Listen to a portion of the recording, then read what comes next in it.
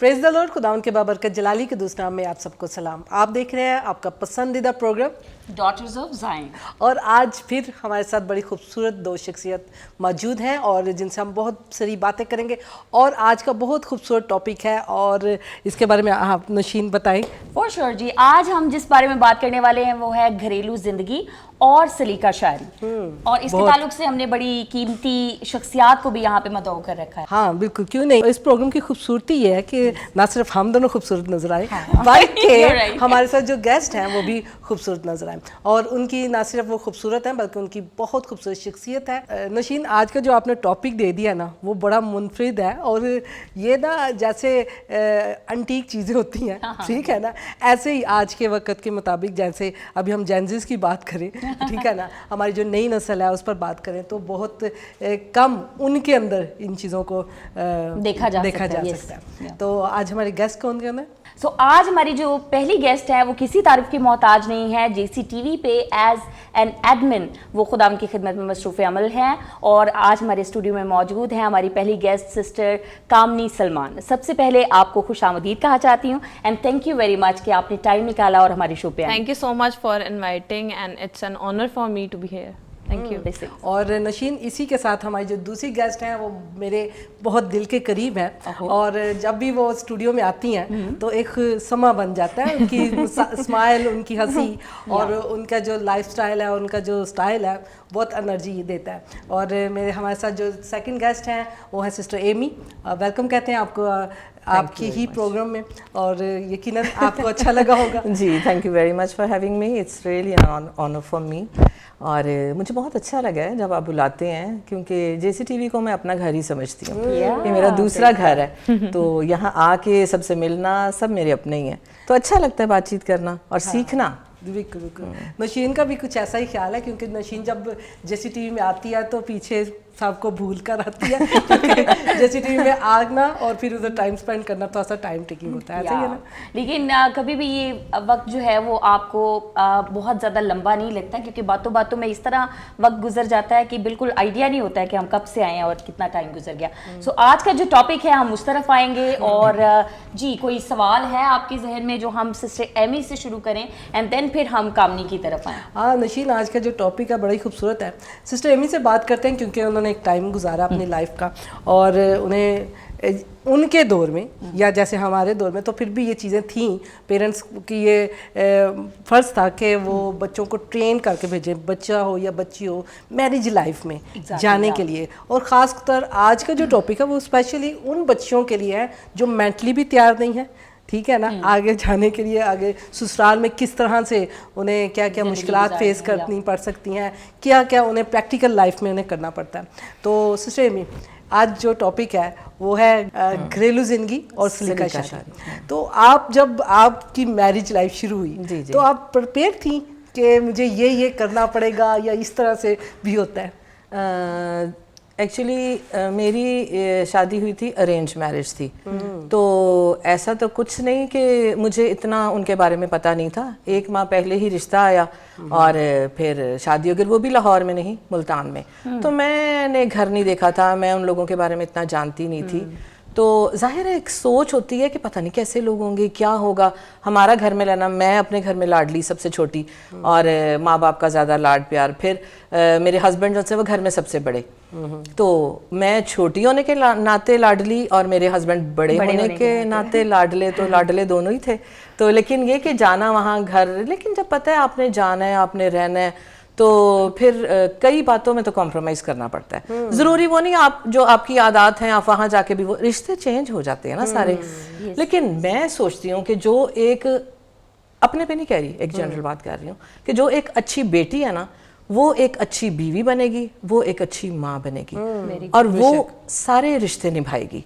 चाहे वो पहले घर में हो, खाला बतौर खाला और फुफ्फो यही होते हैं, और जब चेंज हो जाते हैं फिर मुमानी बन जाते हैं, फिर चची बन जाते हैं। तो जो यहाँ निभा रही है ना अच्छा, वो वहाँ भी निभाएगी अच्छा। और घर में भी माँ की भी ट्रेनिंग बहुत होती है। जाहिर है मेरा ख्याल है बेटी जो सी है ना वो अपने माँ बाप रोल मॉडल होते हैं, माँ को देख के, ठीक माँ है, ज्यादातर। वो कितनी मेहनती है, वो कैसे कर रही हैं, हम उस टाइम चाहे करें या ना करें, लेकिन बाद में जब अपने सर पर पड़ती है और एक घरेलू जिंदगी में जाते हैं और प्रैक्टिकल लाइफ में दाखिल होते हैं तो फिर सब कुछ आ जाता है, फिर रिश्ते निभाने भी आ जाते हैं, फिर तौर तरीके, शुरू में कई बातें नहीं भी अच्छी लगती, लेकिन आहिस्ता आहिस्ता रिश्ते निभाने आ जाते हैं। कि दूसरी बात सबसे जो मेन मैं कहती हूँ कि आप खुदावंद में है ना, तो आप में बर्दाश्त भी आ जाती है, बहुत आप में सब्र भी आ जाता है, बिल्कुल, आप सब कुछ सहना सीख जाते हो, तो हर चीज़ आप खुदावंद के आगे रखते हैं, तो फिर आप में जब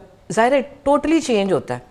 लेकिन मुश्किलात तो आई होंगी ना, मतलब कि आती देखें आप जैसे कह रही हैं कि आती मैं हैं। अपने घर में छोटी थी हाँ और जी। लाडली थी, सेम है कि मैं भी अपने घर में जी, छोटी जी। थी, लाडली थी, और जब मेरी शादी हुई तो मेरे जो हस्बैंड थे वो सबसे बड़े थे, हाँ, same। तो एकदम से आपका लेवल तो बढ़ता ही है, लेकिन जिम्मेदारियां भी साथ जिम्मेदारियां भी बढ़ बढ़ जाती जाती हैं, हैं, हाँ जी। ठीक है ना। तो बस और ऐसा ही था। छोटे देवरों को, नंदों को रखना, और वो लोग तो तैयार होते हैं कि हमारी बड़ी बहू आ रही है, ठीक है, और वो सोचते हैं कि शायद अब इसने पूरे घर को उसने ही संभाल लेना है, ठीक है, ऐसा ही आपके साथ भी ऐसा ही। हाँ ऐसा ही है, लेकिन फिर भी अब आप हर एक की नेचर डिफरेंट होती है, हमारे अपने घर भी, पेरेंट्स के घर में भी, वहां भी जाओ, अब हर एक को समझना है आपने, ठीक है, ननंद कैसी है, देवर कैसा है, बिल्कुल बिल्कुल। मेरी जेठानी तो नहीं थी, लेकिन रिश्तेदारों में तो ताए आजाद की वो थी, लेकिन हर एक की हैबिट्स फर्क होती हैं, कई बातों में खून के आंसू भी पीने पड़ जाते हैं, कई बातों में चुप भी रहना पड़ता है, फिर गुस्सा हस्बैंड पे कर दें तो फिर घर भी नहीं, कई बातें घर भी नहीं बतानी पड़ती हैं, इसलिए क्योंकि घर हमने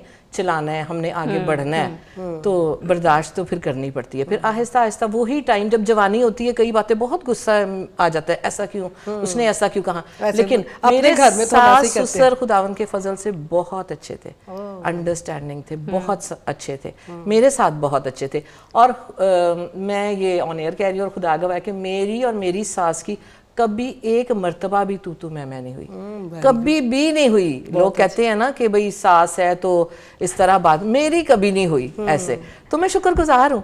लेकिन वो खुदावन के फजल से बस मेरे दोनों बच्चे थे, जब उनकी पहले ससुर की डेथ होगी, फिर सास की होगी, फिर हम मुल्तान गए, लेकिन सेटल ना हो पाए और हम वापस लाहौर आ गए। कहने की बात ये है कि वक्त के साथ साथ आप में बर्दाश्त भी आ जाती है, सब्र भी आ जाती है, लेकिन रिश्ते नाते तो निभाने हैं, तोड़े तो नहीं जा सकते ना। बिल्कुल, वाकई तो बड़ी बिल्कुल खूबसूरत। मैं इस चीज़ में बहुत ज़्यादा आपसे मुत्तफिक हूँ, लेकिन एक चीज़ जो मैं फील कर रही थी आपकी बातों से कि आपने कहा कि ये जो तरबियत का सिलसिला है ना, जो आपको आगे जाकर अपने ससुराल में किस तरह से ज़िंदगी गुजारनी है, सलीका शारी क्या है, या आप कैसे घरेलू ज़िंदगी में कदम रखती हैं, माँ बाप से तो ये बात शुरू हो जाती है ना। माँ तो शुरू से सिखाती है, चाहे वो जेंजी की माँ है, चाहे वो हमारी मदर्स थी, लेकिन वो उसको पता है कि मेरी बेटी ने किसी अगले घर में जाना है और वो उसको सिखा रही होती है। लेकिन वही बात जो आपने कही कि जब खुदावन के हाथों में आप सीखना शुरू करते हैं, तब आके आप ये जिंदगी जो है उसको सही मानों में समझना शुरू करते हैं। कामनी, आपसे सवाल ये है कि डेफिनेटली सबकी मदर्स की तरह आपकी मदर ने भी आपको जो है वो बताया होगा, सिखाया होगा, और आप काफ़ी हद तक मेंटली प्रिपेयर भी होंगी शादी के टाइम पे, लेकिन तो भी अक्सर मेरे से अग्री करेंगी कि जब आप सुनते हैं, सीखते हैं और आपने एक प्लान किया हुआ होता है, ठीक है आप शादी के बाद मैं ऐसे ऐसे करूंगी, लेकिन जब शादी हो जाती है तो चीज़ें कई बार बिल्कुल फ़र्क होती हैं। कोई ऐसा भी मरहले गुजरे जहाँ पे आप ये सोचती है वो हो, ये तो मुझे सिखाया ही नहीं था, ये बातों को भी मैंने मतलब सोची नहीं, प्लान नहीं की, और ये अब मुझे टैकल करना पड़ता है। तो उस सिचुएशन में आप बताइए, जो शादी करने वाली बच्चियां हैं, जिनकी होने वाली है शादी, कैसे आप उनके लिए मददगार हो सकेंगे? It's a quite different experience for me, क्योंकि मैं पहले ही अपने इन लॉज के साथ काफ़ी ज़्यादा टाइम स्पेंड करती थी, और मैं ऑलरेडी ऑलमोस्ट मेरा सारा दिन ही गुजरता था उनके साथ, तो मैं काफ़ी चीज़ों से फेमिलियर थी। लेकिन शादी होने से 1 मंथ पहले मेरी मदर इन लॉ की जब डेथ हुई, तो उसके बाद से चीज़ें कुछ थोड़ी सी ज़्यादा डिफरेंट होना शुरू हुई, क्योंकि मेरी उनके साथ बहुत अच्छी बॉन्डिंग थी और उनके साथ काफ़ी अच्छा टाइम गुजरा था, तो काफ़ी अंडरस्टैंडिंग थी उनके साथ, और मुझे लगता था शायद बहुत आसान होगा शादी के बाद उनके साथ रहना, और हमारी नेचर काफ़ी सिमिलर थी। तो लेकिन जब उनकी डेथ हुई और उसके बाद शादी हुई, तो शादी के बाद क्योंकि शायद सबको नहीं पता, लेकिन सलमान मेरे हस्बैंड जो हैं उनके बहन भाई छोटे हैं तीनों, काफी बिल्कुल अभी टीन एज में हैं। सेम आपका यानी आप भी बड़ी बहू हैं। सिस्टर एमी का। हाँ जी। आप अपने घर में छोटे हो हाँ और जी, उधर से बिल्कुल हैं। ऐसे ही है। तो जब आप लोग बोल रहे थे तो हाँ जी। मैं भी कोरिलेट कर रही थी कि मैं अपने घर में छोटी थी लेकिन आई वॉज रिस्पॉन्सिबल। मैं इतनी कोई खास बिगड़ी या वो स्पॉइल चाइल्ड होते हैं ना जो छोटे बच्चे, वो नहीं थी। और सलमान यहाँ पे सबसे बड़ा है और वो स्पॉइल चाइल्ड भी है, तो थोड़ा सा आसान है ना, मतलब लड़का है, लड़का बड़ा है तो हाँ जी ऐसे ही है। लेकिन जब उसके बहन भाई छोटे हैं तो उनको एज अ मदर ट्रीट करना, उनकी सारी चीज़ों को उस तरह से समझना, उनको मैनेज करना, वो थोड़ा सा मेरे लिए डिफ़िकल्ट था। बाकी इट वाज इजी।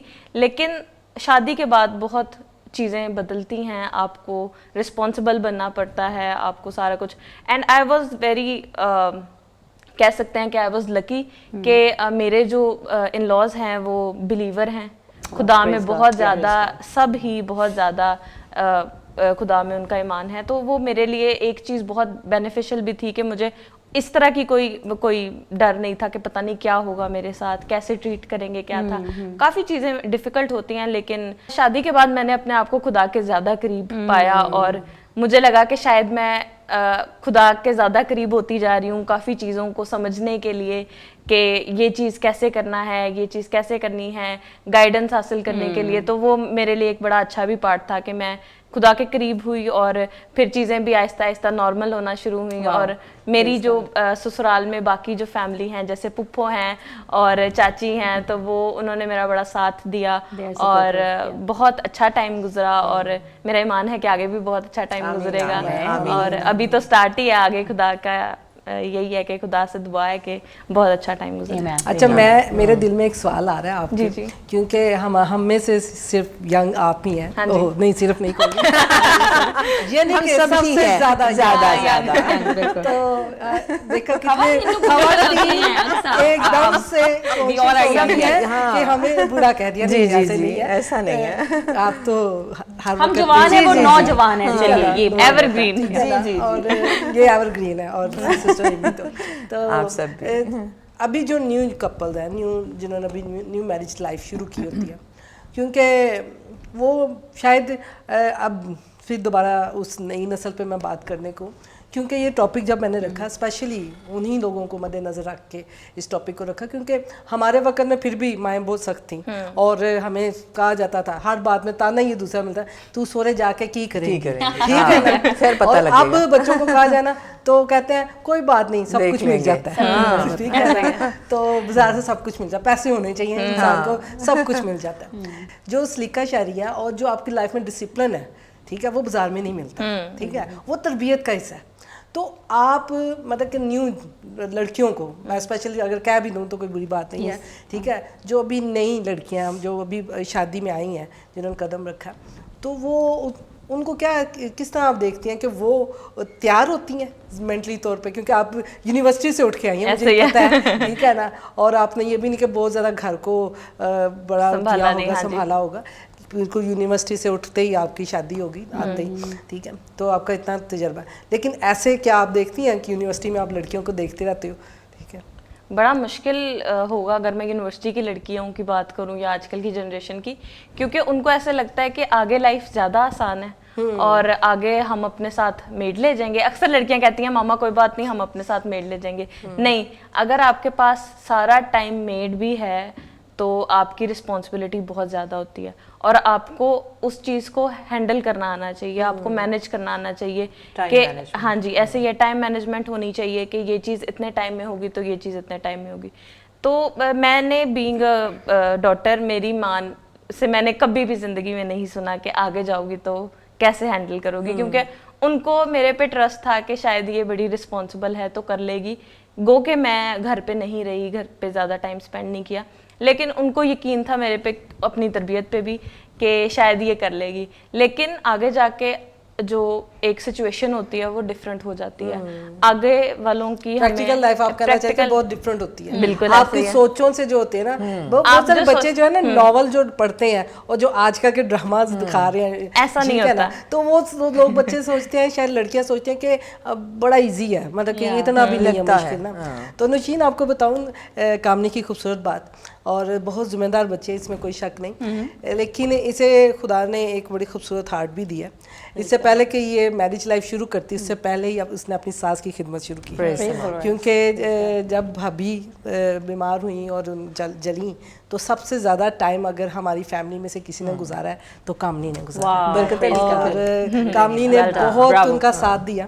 और मैं सोचती हूँ कि जब हम बहुएं बन जाती हैं, टाइम गुजरने के बाद भी हमारे अंदर इतनी दलेरी नहीं आती कि हम सास को बेड पे आप वॉशरूम कराएं, ये सारा कुछ कराएं, तो बहुत मुश्किल होता है। और ये जो नई जनरेशन है, जो नई बच्चे हैं, उनके लिए तो ये बहुत ही मुश्किल है, ठीक है ना, ये समझना या करना, ये सोच ही लेना, ये भी वो कहते हैं कि मुश्किल है, ठीक है। तो मैं इसकी बड़ी तारीफ करती हूँ, जहाँ भी बैठती हूँ मैं कहती हूँ नहीं, इससे पता चलता है आपकी तरबियत। और इसकी मामा बहुत नाइस है, ठीक है ना, बड़ी कूल सी पर्सनैलिटी है। और अक्सर लोग कहते हैं, सिस्टर एमी शायद इससे एग्री करें, कि लोग कहते हैं अगर बेटियों को देखना तो माओ को देख लें। बिल्कुल बिल्कुल, मैं तो कहती हूँ कि ये बिल्कुल ठीक बात है। जबरदस्त बात वही आप अभी कर रही थी कि इन्होंने, तो मैं यकीन माने कि मेरी सास, उनको कैंसर था, तो वो मुल्तान में थी, हम यहाँ शिफ्ट हो गए थे, तो वो मेरे पास आ गई, कहती कि बड़े बेटे से, ज़ाहिर बच्चों से तो सारों से प्यार, लेकिन हमारे साथ क्योंकि बड़ा बेटा मैंने आपको बताया, तो वो हमारे पास आ गई। फिर उनको सारी देखभाल, जो उनका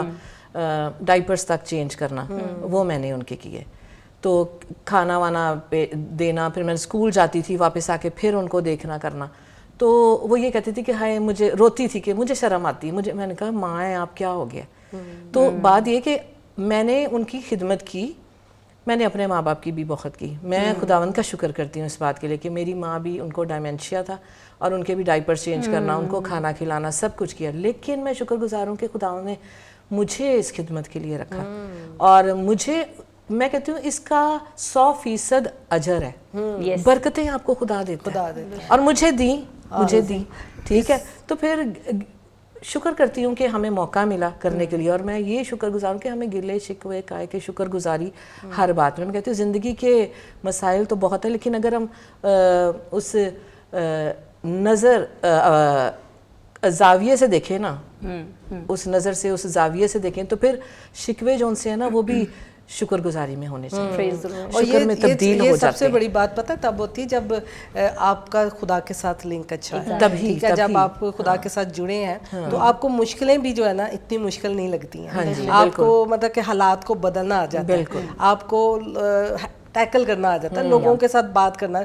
अगर आप खुदावंद में नहीं ऐसी नशीन, क्योंकि आप खुदा की खादमा भी हैं, और अगर आपका खुदा के साथ कनेक्शन नहीं है तो आपको जैसे भी कोई कहता है आप उस तरह से कर लेते हैं। और बात आती है सलीका शादी पे, तो मतलब कि उसमें जो है कि माओं का, आज की माओं का बहुत ज़्यादा किरदार है कि वो बच्चियों को उनके हाथ पर छोड़ रही हैं, ठीक है ना, जिसमें मैं सोचती हूँ कि सबसे ज़्यादा परेशानी उनके, क्योंकि मैंने सीखा है कि जो भी है आपको कहना नहीं छोड़ना। बिल्कुल ठीक है ना, मेरे ख्याल में ऐसे ही नहीं। मैं इससे एक चीज़ जो मैं फील करती हूँ, जिसमें हमारी माओं ने जो किरदार अदा किया है, वो अगर आजकल की मदर्स को हम देखें तो वो भी कोई कम नहीं करी, मेरा ख्याल हमारी माँ से वो ज्यादा एफर्ट कोशिश तो सारे ही, लेकिन प्रॉब्लम ये है कि मैं अगर थोड़ा निगाह दौड़ाऊं अपनी लाइफ पे, तो मेरी माँ ने जो सबसे बेहतरीन काम किया वो ये है कि हमारा हाथ पकड़ के उसने सबसे पहले मसीह के हाथ में दिया, और हमारा कनेक्शन जो है, हमारा राबता जो है वो खुदावंद के साथ करवाया, जिसकी वजह से ये जो डायपर चेंज करना, खिदमत करना, प्यार देना, इज्जत देना, ये सब कुछ मतलब आपकी परवरिश जो है ना, वो शायद आपको प्रिटेंड करना सिखा सकती है ना, आपके दिल की हालत तब्दील करना ये पाक रूह के हाथ में है। तो मैं एक चीज़ की तरफ जो ध्यान दिलाना चाहती हूँ सलीका शारी और घरेलू ज़िंदगी के ताल्लुक से, मैं सोचती हूँ कि सिर्फ ये जिम्मेदारी मदर्स की नहीं है, ये जिम्मेदारी कहीं ना कहीं खुदावंद के जो खुदाम हैं उनकी भी है। लेकिन अनफॉर्चुनेटली हमारे चर्चेज में इस बारे में बात नहीं की जाती है कि जिन बच्चियों की शादियाँ हो रही हैं उनके लिए जहेज़ के ताल्लुक से अपील ज़रूर कर दी जाती है या उनके लिए दुआ करना ज़रूर, लेकिन उनको सिखाना कि Counselling. आपने आगे जाके एग्जैक्टली प्री मैरिज काउंसलिंग, इसका रुझान कहाँ पे है या ये कैसे शुरू किया जा सकता है? दरअसल ये सिर्फ बिब्लिकली नहीं होता, मैंने इंटरनेशनल दुनिया में देखा है कि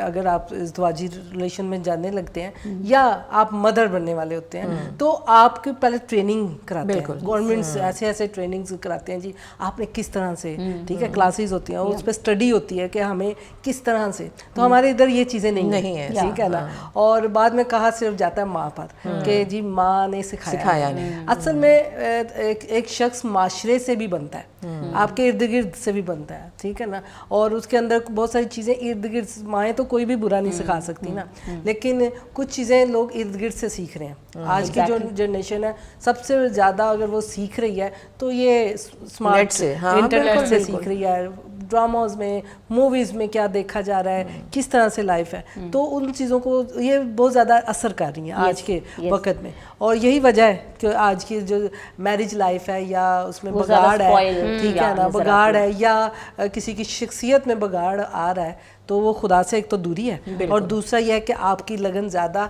घर से ज़्यादा आपकी इन चीज़ों की तरफ है, वैसे ही है ना। लेकिन मेरा ख्याल है कि इसमें डेफिनेटली चर्च को भी अपना रोल प्ले करने की ज़रूरत है, क्योंकि जहाँ पे जैसे आपने कहा, बिल्कुल मैं इससे एग्री करती हूँ, हमारा जो इन्वायरमेंट है वो हम पे असरअंदाज होता है, लेकिन जो चर्च है, जैसे हम मीटिंग्स में जाना पसंद करते हैं, फेलोशिप मीटिंग्स हो रही हैं, कभी कभी हम घरों में भी करते हैं। मुझे याद है कि बड़ा ये हमारे तबके का ना एक खासा है कि आप जब कोई बड़ा काम करते हैं, शुक्रगुजारियाँ आप करना शुरू कर देते हैं घरों में, आप इनवाइट करते हैं खादमीन को और वो फिर आके आपको ब्लेस करते हैं, बरकत देते हैं, सब कुछ है। लेकिन मेरा ख्याल है कि जैसे मैं अभी पहले जिक्र कर रही थी कि लड़की को जो है ना, वो मदर्स की तरफ से हमें अनफॉर्चुनेटली कई बार हमारे माँ बाप की तरफ से जो हमें बताया जाता है ना, वो आगे जाके हमें पता चलता है कि भाई वो जैसे हम करते हैं, अलजेब्रा करते हैं स्कूल में, उसका कोई मतलब हमें जिंदगी में पता नहीं चलता कैसा प्रैक्टिकल लाइफ है। ऐसी हमारी परवरिश में बहुत सारी ऐसी चीजें होती हैं जिनका मुझे पता नहीं है कि वो हम यूज किधर करें। नशीन, बहुत खूबसूरत बातें हो रही हैं और साथ साथ टाइम इतना तेज़ी से गुजर रहा है, क्योंकि ये टॉपिक बड़ा ही वसी है और उस पर काफ़ी ज़्यादा बोला जा सकता है। जितनी भी लेडीज़ को बिठा लिया जाए, जैसे कि आप भी माँ हैं और आपने भी अपनी बेटी की परवरिश की है और हम दोनों भी हैं, अभी आपका चलो एक्सपीरियंस नहीं, लेकिन हमने आपको इसलिए बुलाया ताकि आप अपने जो न्यू जनरेशन है उनको बता सकें कि मेंटली प्रिपेयर होकर आना और आपको तैयार होकर आना चाहिए अपनी लाइफ में। मैरिज लाइफ में बहुत सारी चीज़ों को फेस करना पड़ता है, मे बी उस वक्त तक इतना नहीं पता चलता, जब प्रैक्टिकल लाइफ में आते हैं तो बहुत सारे चैप्टर्स खुल जाते हैं, ठीक है, और उन सारी चीज़ों को लेकर चलना बहुत ज़रूरी है। एक मैं बात करना चाहूँगी, सॉरी, आजकल की जो जनरेशन की लड़कियाँ होती हैं या बच्चे होते हैं, वो कहते हैं कि मामा जब कुछ कह रही होती हैं तो वो कहते हैं कोई बात नहीं मामा देख लेंगे, लेकिन जब वो चीज़ सर पे पड़ती है फिर उनसे देखा नहीं जाता। तो ये चीज़ बहुत ज़रूरी है। लेकिन वो लगता है ना कि जैसे कामनी ने बोला कि देख लेंगे, मैं अपनी बेटी की मिसाल देती हूँ, वो छोटी थी तो उसे जब कहना कि खाना वाना मामा कर लेंगे, जो पसंद की चीज़ें वो बना लेनी और चाइनीज़ फूड और जो बाकी कुछ ऑर्डर करा लेना, फिर अच्छा आजा बेटे देख, अच्छा मामा देख लेंगे। अब शादी हो गई है, अब खुदावंद के फजल से हस्बैंड अच्छा पकाता है, वो भी एक हेल्प हो गई, और दूसरा फिर फोन कर करके क्या मामा जरा वॉइस मैसेज भेज देना ये चीज कैसे पकाते हैं। अच्छा अब इंटरेस्ट हो गया ना पैदा, तो जब सर पर पड़ती सारा कुछ आ जाता है, कर लेते हैं। हम कहते हैं नहीं ये नहीं करेगा, ये नहीं ऐसे करेगी, कर लेते हैं। जब सर पर पड़ती है तो कर लेते हैं। तो इतने हमें उनको अंडर एस्टिमेट भी नहीं आज के बच्चों को करना चाहिए जब होती है तो, क्योंकि माँ को देखते हैं ना, हम भी सारा दिन इतनी मेहनत की और सारा कुछ करते रहे, स्ट्रगल करते रहे।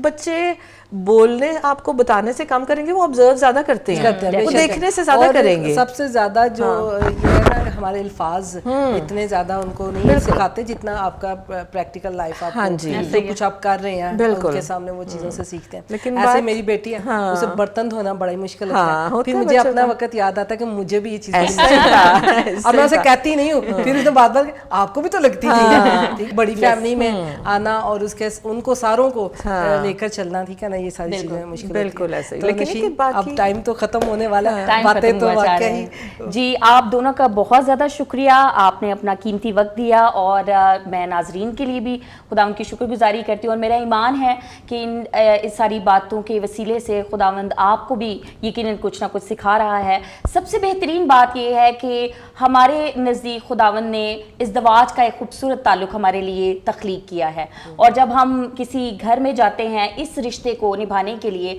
तो यहाँ पर अगर खुदावंद हमारे साथ है तो फिर कौन हमारा मुखालिफ है। नशेबो फराज भी आएंगे, हनीमून पीरियड के बाद एक नया सिलसिला शुरू होगा जहाँ पे कई बार आपकी एक्सपेक्टेशंस के बिल्कुल बरखिलाफ हालात सामने आएंगे, लेकिन खुदा करे कि हम सब बीइंग मदर्स, बीइंग डॉटर्स, इस बात को समझें कि ये सबसे बड़ी जिम्मेदारी है जो खुदावंद ने एक औरत को बख्शी हुई है और हम इसके लिए अपने आप को तैयार करें खुदावंद की हुजूरी में रह के। और मेरी दुआ है कि हमारी कलीसिया भी इसमें अपना रोल प्ले करे और हम इस दवाज के इस बंधन को जो खुदावंद ने अपने दिल के मुआफिक तख्लीक किया था, इसमें बिगाड़ ना आने पाए, बल्कि हम इसको खूबसूरती के साथ उसी जिद्दत और उसी मोहब्बत के साथ जो पहले सी है उसी के साथ इसको निभाते रहें। अगले हफ्ते फिर मुलाकात होगी एक नए टॉपिक के साथ, कुछ और मेहमानों के साथ। तब तक अपना बहुत सारा ख्याल रखिए, खुश रहिए और खुश रखिए। God bless you.